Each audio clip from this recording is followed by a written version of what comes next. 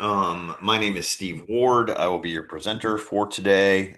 Be walking you through what I think is some pretty critical information that anybody in the payment security world needs to understand specifically. US QSAs is kind of geared towards a QSA audience. If you're not a QSA, still fine to be here. You might be an ISA, might be doing internal work for your company, no big deal. But definitely wanted to convey things related to what we've seen in the last year of the research that we've been doing. Source Defense, has a research department as part of our focus on eSkimming security, and they're constantly with the ear to the ground. We'll be covering a lot of that in today's session. I'll try not to get too deeply technical, but I will be talking to you a little bit about some technical aspects of what we found in the wild. I myself am okay in the tech category, and so there's probably areas that you may go deeper into than I do. If for some reason when we're going through the stuff I can't answer the question satisfactorily, no problem. Still ask it, and I will track down the right answer for you as we go along. Um, Phones are on mute, but feel free to use the Q&A or the chat window to ask questions as they come up, and we'll address them at the end. We'll make a recording available of this probably within the next 24 hours, I would say, and somebody from our team will follow up to see if you've got any other questions or anything we can answer for you. So we'll just dive right in. A couple takeaways that you're going to get from this session. I think it's clear, in what we're seeing and in what we're hearing in our relationships with the card brands, and the research bears this out, that e-skimming attacks are proliferating. They're not slowing down. And in fact, we are seeing them gain in sophistication. And we'll talk through some of the sort of changes with TTPs, techniques and procedures that are utilized by our adversaries, and some signs that would point to what we anticipate to see in 2026 as the year unfolds and probably beyond. We are seeing a clear indication of attacks being evolved to evade controls, almost in response to the last couple of years of focus on trying to get to e-skimming controls inside PCI DSS. We see clear indications of evolution on the part of the adversaries. I will detail and discuss some of those things as we go through.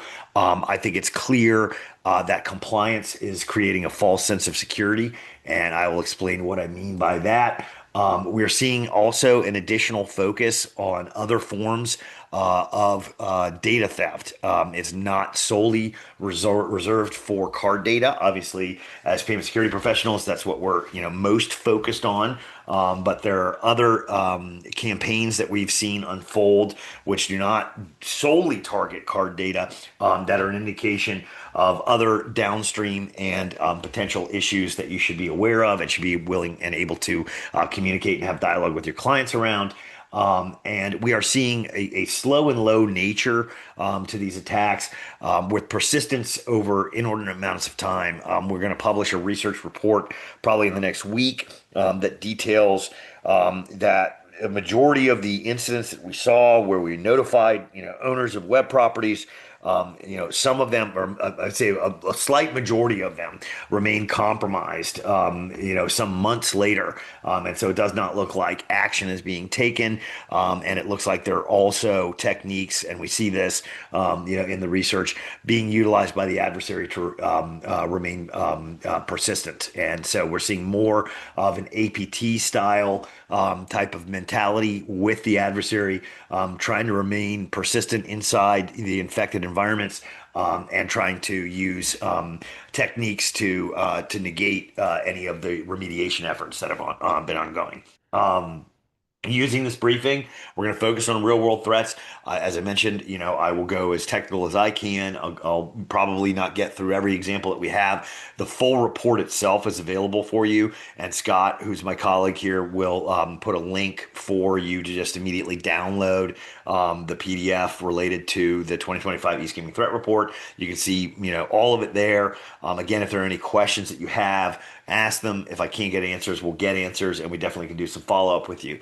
It's not a 101 session. I'm going to speak some uncomfortable truths. I'm going to assume that you have some baseline familiarity with eSkimming. And then I definitely want to keep it, interactive. So definitely, again, drop those questions.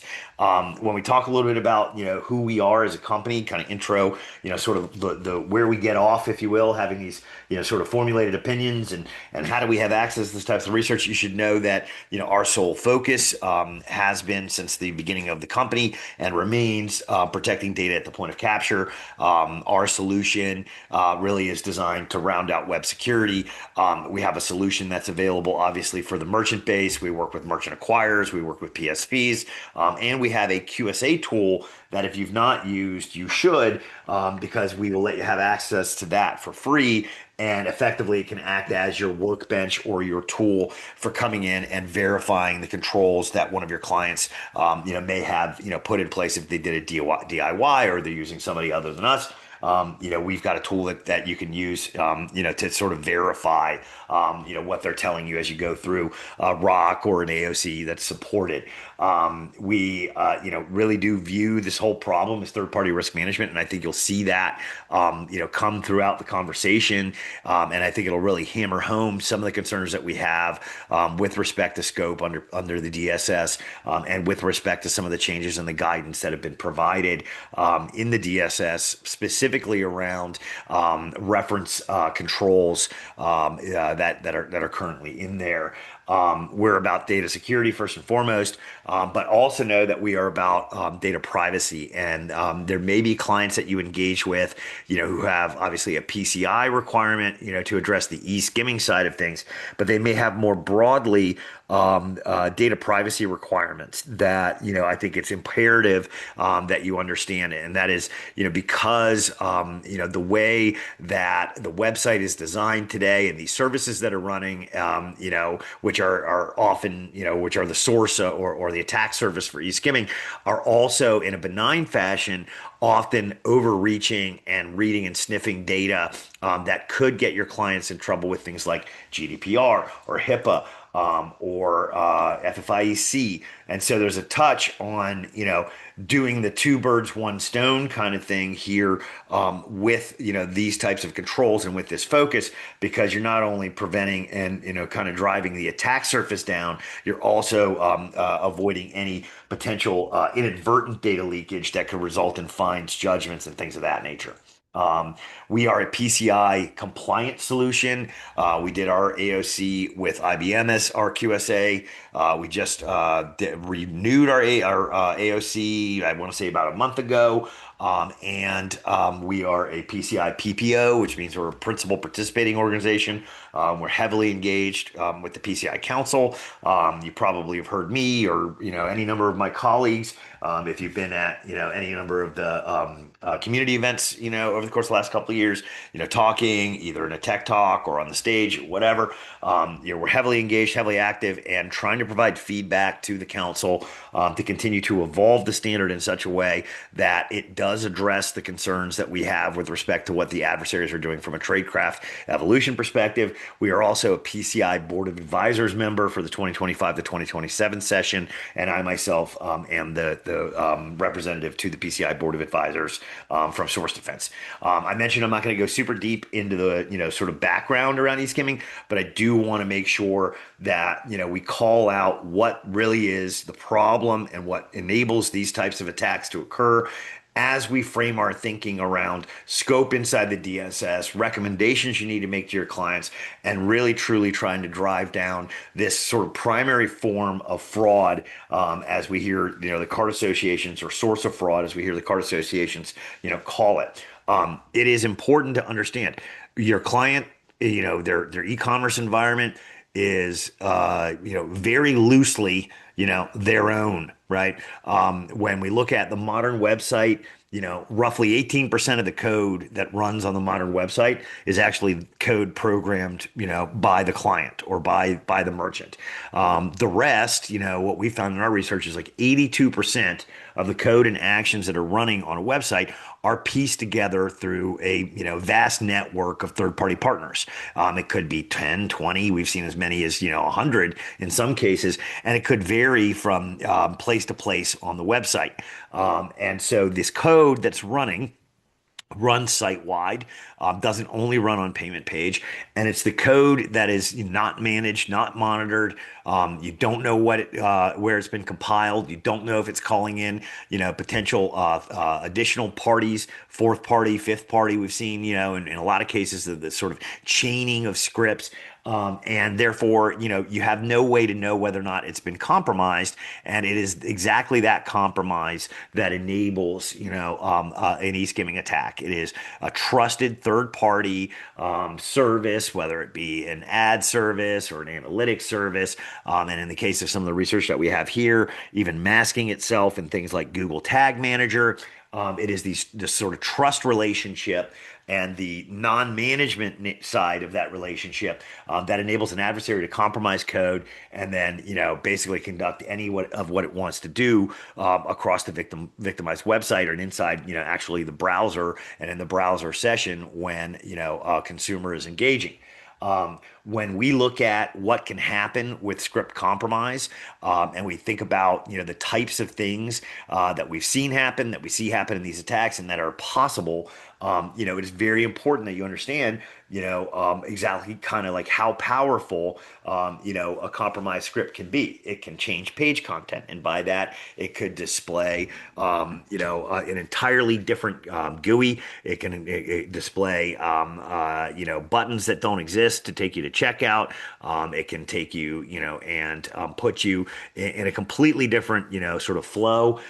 They can add content like images or text or video or form fields, to either get data out of the consumer that isn't supposed to be gathered at that point in the process, or to use malware drop techniques, hiding behind images and pixels. They can track website behavior. They can capture, obviously, and exfiltrate data, but they can redirect visitors to sites under the attacker's control. And so when we think about, sort of what we need to advise, the merchant community and you need to advise your clients around, it really is around the notion that a compromised script anywhere in the site is potentially dangerous, and could and does lead to these types of e-skimming attacks, right? And so I think that I want to put a very fine pin on that one, and I'm going to keep coming back to that as we go along. As you, I'm sure, know, what all the requirements are. I'm not going to go through them, but the one thing that I am highlighting here is that when you look at the DSS and you look at the scope, the scope is limited down to the payment page. So payment page scripts need to be inventoried and justified, and they need to be authorized, and you need to assess the integrity of them. And it's the payment page headers that are looked at, and it is the malicious scripts on payment pages that must be responded to. So the scope is down, specifically to the last mile of the engagement with the consumer, and that in and of itself is problematic. In 2025, we saw a real scale and a real shifting of TTPs. Tens of thousands of sites attacked. Okay, this is not just hunting the whales. It's going after targets of opportunity. We see most attacks involving a significant number of sites compromised simultaneously. That we're talking in the thousands. In one case we saw 1,000 infected websites pop up in an overnight kind of capacity. It's a one to many kind of thing. It's going after anybody. It's global. It's across verticals, fashion and apparel, travel and leisure, transportation, media, government services. We've seen it all. And so, down at the municipality level, all the way on up, to the biggest brands in the world, the bad guys are, kind of going wherever they can follow an easy pathway to compromise and to steal, card data. We tracked 92 specific and distinct e-skimming campaigns inside 2025. I can't even tell you how many we couldn't see. So that's a large number in and of itself. But obviously, source defense does not have full visibility across the entire threat surface of the internet. And so there's probably and likely, and I'm sure there are, other campaigns that we did not run into, and which, are still active to this day. Google Tag Manager was utilized, and unique Google Tag Manager IDs 30 plus times in the attacks that we've seen. And so that is a real and present danger, and it's something that, really plays into the trust nature as it relates to Google. Everybody uses Google Tag Manager, and we do as well over here, and your clients do. And so the notion of Google Tag Manager being such a heavily targeted service is very, very important and something that you need to consider, when providing guidance. We saw at the end of 2025 what looked to be a real proliferation in terms of um, the sort of growth of e-skimming attacks as a service. We saw a specific campaign late in 2025. 52 scripts were utilized. Modular attack infrastructure. I'll go into more detail around it. Indicating sort of like the sort of commercialization, if you will, of these types of attacks. We saw 1,000 sites attacked in a single campaign. I mentioned that. We've seen 15 plus languages targeted. We see localized attack modules being utilized. Industrial scale, sophistication, modern architectures, broadly targeting across the entire site, not just isolated down into a payment page only kind of focus. All languages, all geographies, all payment platforms. You may have sort of come to know eSkimming to be familiar or synonymous with the notion of Mage Cart, because of the fact that Magento or Adobe Commerce was targeted so heavily in the early stages. It's no longer, sort of like just beat up one platform. They're using and going after, pretty much everything that they can find out there with respect to, different payment platforms. And many services weaponized, legitimate services abused for attacks. And so, the variety of sort of the types of scripts that are compromised, indicates that we've got an issue with respect to trust and an issue with respect to code security from some of these organizations that are out there partnering with your clients. And we really need to be, skeptical and recognize that, in a lot of cases, we see this often, and I think I've got it documented in here.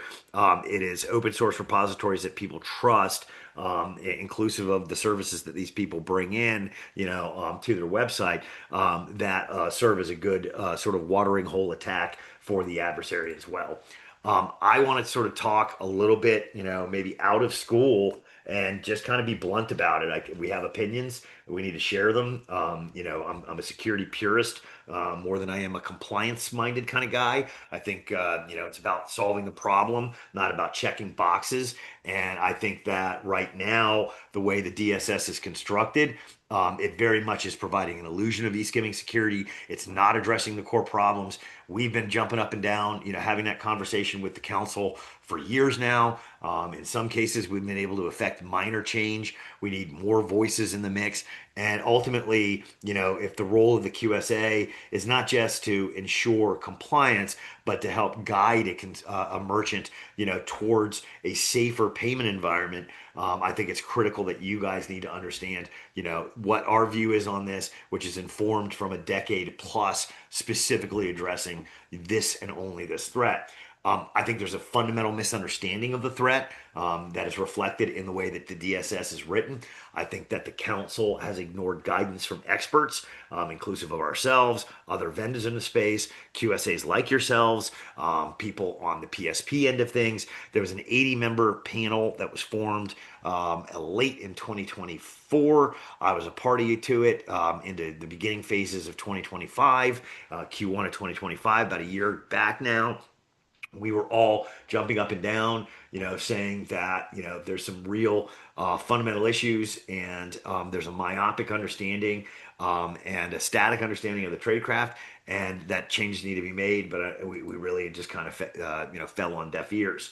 I think there's misguidance that's being provided to the global community. I think the wrong controls are being emphasized. despite that chorus of warnings from people across the industry. And I'll get into that and I'll show proof behind why I think that. And then we think that the isolated focus, instead of addressing the full attack surface, in an attempt to kind of de-scope, really misses the point and misses, a huge part of how these attacks happen. We think that in the changes that were made with SAC-A at the beginning of last year and then subsequently revised in FAQ 1588, that we saw the council really de-scope a critical target community, the mid-sized company, which when we look at sort of the targets of opportunity that we see caught up in these nets, it is largely those types of brands and those sort of size of folks that the council assumes would be in the SAC-A category that are attacked.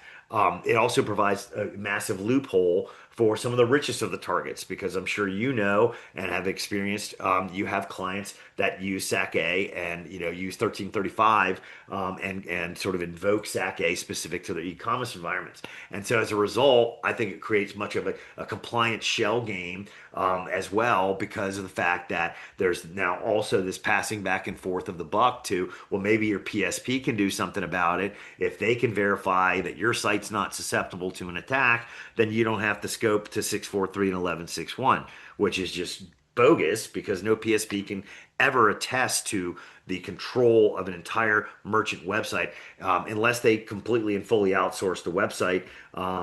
Even still, the PSP, would have the same issues with trying to deal with these dozens of partners that are in there. And so as a result, the DSS doesn't really deliver security. It might deliver, a compliance framework, but the framework is broken, and so it doesn't really address things. And so let's talk about, sort of the elephant in the room as it relates to our first concern: controls that don't control. When you look at the DSS as it's currently written, it incorrectly endorses CSP and SRI based and basically homegrown solutions as an effective way to address e-skimming. And let's talk and dissect as to why that is so bogus. I mentioned the fact that Google Tag Manager has been utilized in 30 plus attack campaigns, right?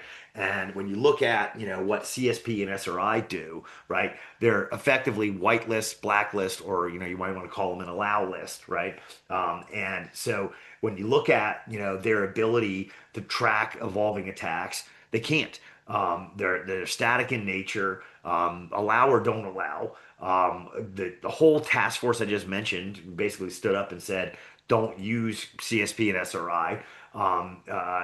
Continuous updates, breakage, a lack of real awareness as to what's actually running inside the script, is a huge problem with CSP. On the SRI side of things, it requires effectively a hashing and a signature, but there's no way to, sort of have SRI keep pace with the dynamic nature of scripting and the fact that scripts, will change their signature, based on and modify code based on geography, time of day, user interaction, all the various different variables that go into sort of dynamic scripting. And so, SRI, you can't even build a complete list of all the hashes. One of the core authors to, the DSS, as is now, a 4.0, who was employed, to sort of frame out the focus on e-skimming, has now publicly admitted that he had no idea what he was really talking about at the time, and CSP and SRI don't work. So their inclusion in the DSS, I think, misleads merchants, creates a false sense of confidence, kind of it does lip service to the security focus, without actually addressing the real root of the problem. Okay, and I'm going to dig in with some of the research right now on that. But there's a document that you can download, an ebook that Scott will put in the chat now, that basically looks at and analyzes CSP and SRI versus behavioral based approaches like what we do. I think there's a significant call to action for ourselves as a community, to get the DSS modified, to remove CSP and SRI as example controls and replace actually with explicit warnings against over reliance, and replace with reference to real controls. Um, how attackers win today is by compromising trust. The trust model is the attack vector. Okay. And so if CSP, at its whitelist side of things says, I'm going to allow a script to run because it comes from a trusted source, right?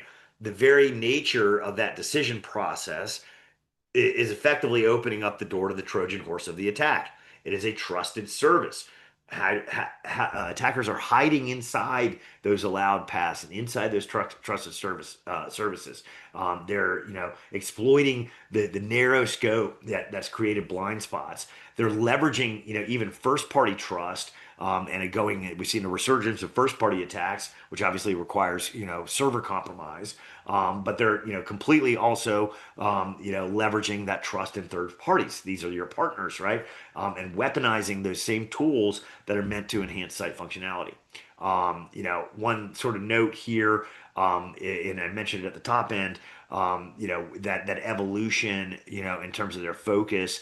I didn't really have anywhere else to put it, in the flow here. So I just want to call that out again and bring, more detail to it. We're seeing login and registration, attacks. We're seeing PII being stolen across account management flows. So credentials for login to, shopping carts and to loyalty. We're seeing payment data being stolen through new injection vectors. And so I mentioned 30, Google Tag Manager attacks, and I'll get into some of that as we go. We're also seeing legitimate services being abused, in other different ways, right? Or in some of the ways, that maybe aren't directly related to the attack itself, but to the exfiltration.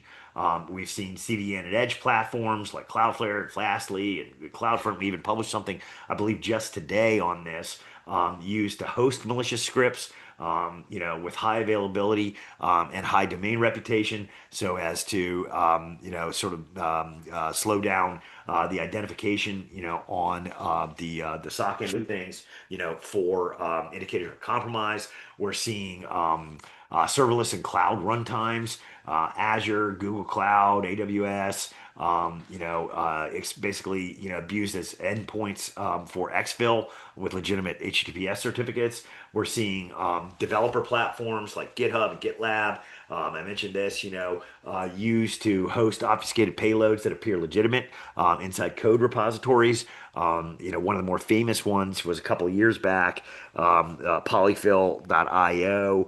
You might have seen it was, at one point a legitimate, and actually combines like the top and the bottom bullet here. At one point, it was a real legitimate service used for website functionality and what I'm looking for, compatibility with old browsers. A Chinese adversary overtook it, bought the domain, hosted via CDN, and pushed a whole bunch of malicious script, inside what was once a trusted code repository. We see that all the time. We're also seeing messaging services like Telegram and Slack repurposed as exfil channels to basically hide inside encrypted connections, and to sort of look like benign traffic instead of massive pilfering, of stolen card data. Um, on the first example, in Google Tag Manager, first, let's just talk about why GTM is so attractive. Obviously, it's a single point for loading code, so it represents a single centralized control point for loading malicious code across all pages. Changes are propagated immediately, don't require developer involvement. Obviously, with Google, we all trust them. It's loaded from their infrastructure, so it's going to bypass other security filters upstream. We've seen complex chains that can be loaded. Containers can load other containers, creating a nice layered attack opportunity for the adversary. And so we anticipate, because of all that and because of their ability to be successful with it in 2025, roughly 33% of the attacks that we saw, you're going to see a continued proliferation of this. And so it's something very much to be aware of, and to ask clients about, and really, again, to challenge the notion of, whitelisting, because Google Tag Manager is going to be on an allow list underneath CSP. One of the attacks that we saw, was sort of like this first attack pattern, if you will, which is a chain attack. So first, we would see an initial, legitimate, trusted, Google Tag Manager container that loads normally. Then the first container is going to call in a compromised container, okay, and then that final container is going to deliver the malicious eSkimming code. So compromised containers calling on other compromised containers, creating sort of this multi-hop attack chain, that makes, view of, just the single nature of let's let it load and what's that single container fundamentally insufficient when you're detecting threats. You need behavioral based, awareness as to what's going on so that as these behaviors change and these calls start to happen, you can recognize and understand this is abnormal behavior, that shouldn't exist inside this script, and there's something going on. And then, ultimately have a preventative first kind of approach to this to just stop it from happening, or at least stop it from impacting, the site security. When you look at like point in time reviews, or you look at like just the sort of like allow list nature of CSP or whatever, that's going to be something that your merchant, customer is going to fail to detect and fail to stop. We've seen direct container injection where, it's actual malicious JavaScript embedded directly into the code, not just loaded through tags or variables. It lives within the container configuration itself. It's going to bypass tag level monitoring. That only looks at what it loads. It's going to appear as a legitimate container. In cursory reviews, you're going to have to deeply inspect this to find it, not just look at metadata. And that's where sort of like change history and tracking and understanding like what's happening, is really critical, when you look at, the ability to sniff out rapidly, to stop an attack, and to remediate, should an attack become successful. We've seen, sort of a split delivery kind of approach where you've got, multiple phases. There's a delivery phase, there's an assembly phase, there's an execution phase. In the first case, the Google Tag Manager delivers what looks to be benign looking code. It's encoded. The code fragments are stored in, various different places to be assembled, cookies, local storage, DOM attributes. The instance then assembles and executes the complete skimming payload. And by splitting it up, attackers defeat simple scanning and snapshot-based detection. They're able to, sort of delay, and set a time bomb, if you will, for the attack to happen, once they've already got the foothold. And so runtime behavior validation that looks at actual script execution, not just static code analysis, is really, really important. When we look at sort of like what do you take away from, this, and what do we anticipate to see more because of, it's definitely, like an increase in operational maturity, a movement towards centralized control, a movement towards the ability to have that control so as to fastly switch their tactics and what's going on, and a way to, sort of retain again sort of the notion of persistence inside these campaigns. We've seen things like domain switching, where it's very coordinated. As soon as a bad domain is identified, they can burn it and then switch over and use another one that they stood up. They can rotate those exfil domains rapidly across compromised sites to minimize the visibility of the exfil. It's showing, people thinking about this not in just sort of like an individualized or like script kiddie, or sort of like opportunistic compromise kind of way, but really, these are organized campaign operations. These are, scummy bad guys who are doing this for a living, and doing this as part of like, an overall cybercrime syndicate. We're seeing new domains appear faster than threat feeds can update, so it doesn't really matter, if you get a domain blacklisted anymore, right? New domains appear faster than detection, and they burn and get rid of those. Again, legitimate services like those I listed, like the comms channels and things of that nature, use as exfil endpoints. I think I covered much of that, in terms of my other thoughts, right? So that kind of addresses the first issue, which is, the control framework as it is suggested, or the examples that are given inside the DSS, I think fail to understand that the true nature, and the attack surface and what's going on. And I think that the research bears that out. Another issue relates to threat, the scope of the focus. And we've got a coal fire white paper. I know that for some of you guys, it may be a competitor to yours or whatever. But, if you value, sort of their tactical thinking, they put together, a white paper with us that looked at, protecting payment flows, not just payment pages. It's because e-skimming occurs site wide, not just on payment pages. And this notion of just harden the payment page, and manage the scripts that are running there, overlooks the fact that, again, back to the sort of beginning of this, compromised scripts anywhere in the site can do anything they want to the site, and therefore they can do anything like, I don't know, change the actual legitimate checkout payment process. Um, Analytics, tags managers, personalization tools, not just payment forms are what are being attacked. And there's there's scripts everywhere. Okay, we did the 2024 Verizon and Source Defense collaboration for the payment security report. We looked at 7,000 of the largest websites, in the e-commerce world. We saw 130,000 scripts running across those sites. The vast majority of them, were running on non-payment pages. There was still a ton that was running on payment pages. Okay, and there was still a ton inside those environments that were accessing payment data, accessing credentials, accessing PII. But there's this universe that is not required to be managed, underneath the current DSS, which is the exact universe that's attacked.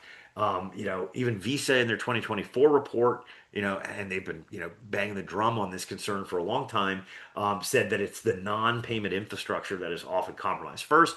And we've had, forensic investigations, that bear that out and even support the fact that it is not, a protected iframe, and is not, solely down to that last mile, that is going to stop this problem because that's not what's being targeted.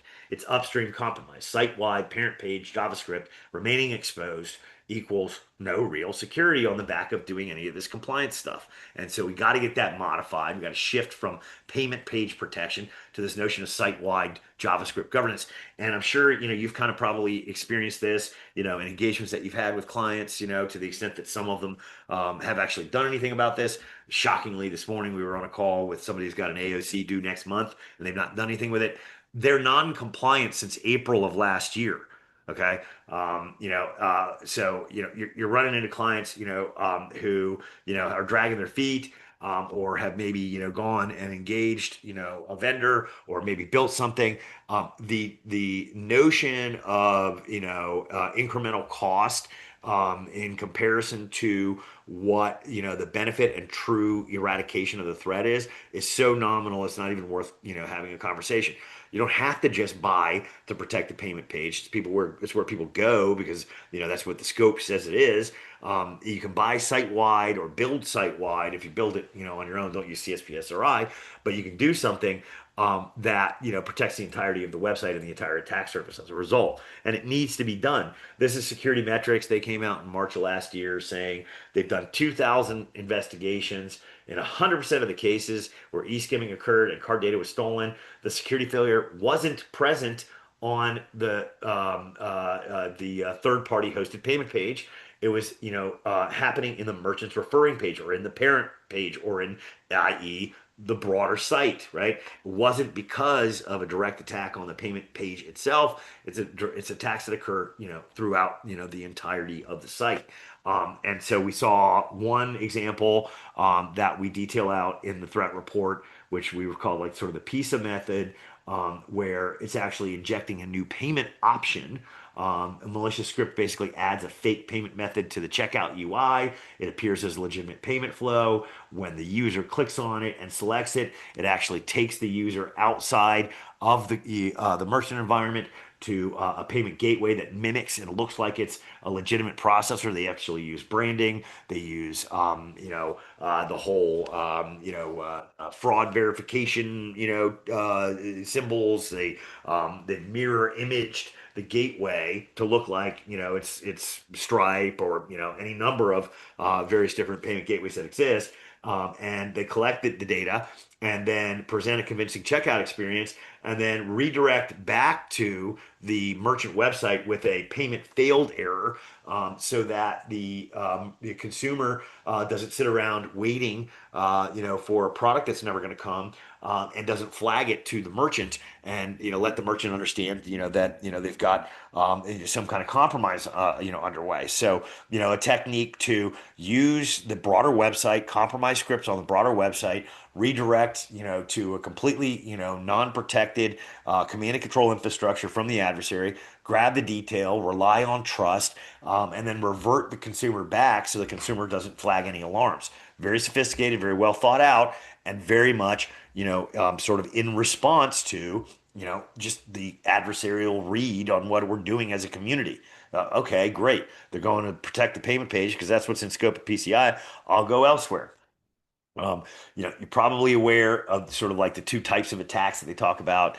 Silent skimming, is being one of them. This is one where there's no visible signs, no pop-up, no overlay, no obvious form of manipulation. But payment data is stolen. You're going to intercept form submissions via event listeners, and so that's a compromised script up site. Doing event listening. You're gonna not provide a fake form. It's basically this is a direct scraper type of attack, a true skim in silence. And once stolen, what we're seeing more and more is the storage of that captured data in cookies and exfiltration happening on later events. Leaving no real form or trace of manipulation. And what we're seeing is in a lot of cases, these and other forms of e-skimming attacks, being selective in their consumer targeting. They're not hitting every single person that comes to the website. They're using different times, different locations, and launching their attacks in a selective manner, to keep that sort of slow and low persistence going. There's the other side, which is a double entry overlay. We see a lot more of these happening in 2025 as well. Fake payment form overlays legitimate checkout flow, and we're seeing that done, at sort of like an industrial scale with hundreds of compromises happening on websites per campaign. Again, back to sort of the notion, real high believability. They overlay minute providers, pixel perfect accuracy. In this case, the user has to enter data twice. The council, I think, has legitimately sort of said, it's the double entry overlay that they're less concerned with because there is sort of like a broken interaction that sort of the user experiences, and that's where a lot of the red flags get raised from the consumer themselves. But it should be noted, sorry, I had to take a drink of water. It should be noted that, this is kind of probably what we would consider sort of like the old world of approach. It's still out there. We're still seeing a lot. But, the alarming stuff, the stuff that, we're most concerned about is the advancing stuff and the proliferation of, more of the, sort of new techniques as opposed to sort of playing in that, sort of that old sandbox. One thing I really am concerned with is the notion of what the SAC-A changes did and the notion of, trying to call in the PSP, or, of your merchants basically saying, we're going to completely descope the problem because it says if I've got my payment page completely hosted outside of my infrastructure, then I don't have to do anything, to protect the site. And that's a fallacy because of everything I just said. If you can capture, foothold elsewhere in the site, they may never get to that hosted payment flow. Okay. But 2 months before the enforcement deadline, I'm sure this sent ripples through your client community. They made the changes to SAC-A. They changed the eligibility. They thought they were doing it, to make life easier for the small merchant. There's a big outcry from the community and a real problem, I think, with respect to how we've been managing this stuff for the last 20 years. PCI Council is the standards body. They are not, the compliance reporting entity, and so they have no visibility into who uses what form, I'm sorry, what form of approach, SAC-A, AOC, et cetera. Obviously there's requirements, as it relates to, going through a full rock. But, they don't know who's using SAC-A. And it was demonstrated. People were basically saying, hang on a second, you're thinking SAC-A is only reserved for like small mom and pop flower shops, but like, I'll pick one out. Like, one of the big box retailers, is using SAC-A for their e-commerce environment. People put pauses on their compliance programs. A lot of cases, people said, I don't even have to do this. Um, you know, but hey, it's the core target of these e-skimming attacks. And it basically, sort of confused the whole market, and then they came back with the 1588 guidance and they said, okay, well, wait a second, we kind of screwed that one up. So here's further guidance. If you have to prove your site's not susceptible to e-skimming attacks to be eligible under the new SAC-A. To do so, what can you do? You can use 643.11.6.1, which you basically just told you didn't have to use, or you can turn to your PSP, and if your PSP can guarantee that they have a way to ensure your site is not susceptible, then you're off the hook. They can't do that. Again, the PSP does not have monitoring and control over the 24 services that are running on your site, so they cannot say that it is not susceptible. And that notion of an iframe, or that notion of a hardened or a completely outsourced environment, just doesn't hold water. We've had people across the QSA community warning, that there's a problem here with what the council did. Trusted Sec, and others, probably your own organization, got real vocal on it, advising clients to just basically keep going, under, the old world, and just execute 643.11.6.1. But again, we got to do it in a way that actually proves, that we're focused on the problem, not just the payment page, right? So industrialized operations, right? What are some of the things that we saw there? And I'm going to speed up here. I think I've got a few, sort of more examples to provide that kind of get me off the soapbox, and then try to take some questions if you have them. But need a little simple water there. We're seeing modular loaders in this last campaign. This is the one that we found right at the back end of the year. Where basically the core injection framework can be deployed across multiple compromised sites. We're seeing interchangeability, modules loaded based on target characteristics, not generally the industry that they're in, but more so around geo, and more so around size of organization. We're seeing geo-targeted execution. We're seeing specific payment providers targeted in specific regions, and so there's an acknowledgement and a knowledge on the part of the adversary, that they need to keep it believable, and that they should further sort of play into the trust by making sure they understand like the target environment that they're playing in. We're seeing various different languages and currencies and regional payment methods targeted. We've seen everything from Stripe, PayPal, Braintree. We've seen Magento, WooCommerce, Shopify, all different variants of merchant platforms targeted. And it's not a collection of one-off injections. It's a scalable operating model. They've made investment into infrastructure. They've made investment into code development and versioning. They're investing in maintenance cycles. They are becoming smarter and smarter, with these types of attacks, to get after, the merchant. We're also seeing things like, use of WebSockets for persistent and adaptive delivery, live payload updates without page reloads, on-the-fly coding in response to detection attempts, or changing site conditions. So recognizing more of that APT oriented kind of focus, where they're trying to combat the good guy activities in real time. We see event-based triggers, leveraging, one error or onload patterns, to establish fallback comms. So if the primary delivery fails, backup mechanisms are sort of like loaded in a tree and can happen, automatically. We've seen, and I mentioned this, multiple domains and multiple protocols being utilized, so that if you stop one attack, stop one connection, it doesn't stop the attack, and it basically like activates, a new C2, in real time. Very, very important, because without sort of like a behavioral based understanding of what's happening and an analysis of like sort of what's happening, you're never going to be able to detect this stuff from happening, or detect this stuff happening, if you aren't looking at, a deep understanding of the behavior, what's happening with the script. Again, localization, we've seen the verification deception, security verification, fraud prevention messaging to, dupe the consumer. We see conditional triggers. So things like user paths, language settings, not every user sees the attack. That selectivity that I mentioned to avoid detection. We see dual exfiltration, where malicious infrastructure and compromised legitimate sites are used, and using mixed exfil patterns to basically complicate detection, complicate attribution.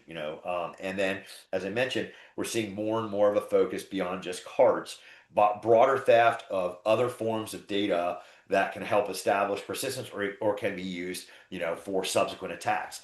We see a lot of credential harvesting happening, registration, login, account management flows, not just payment pages. Again, a need to sort of look at this and protect the site holistically.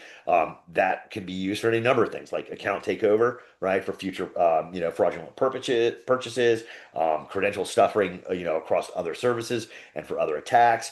Identity theft, obviously, by harnessing and building a progressive profile on the consumer that they've stolen bits of data from. We're seeing, rogue admin accounts, database manipulation, supply chain hooks, anti-forensic techniques. We're seeing, looking for and detecting test card, so scripts identify security testing.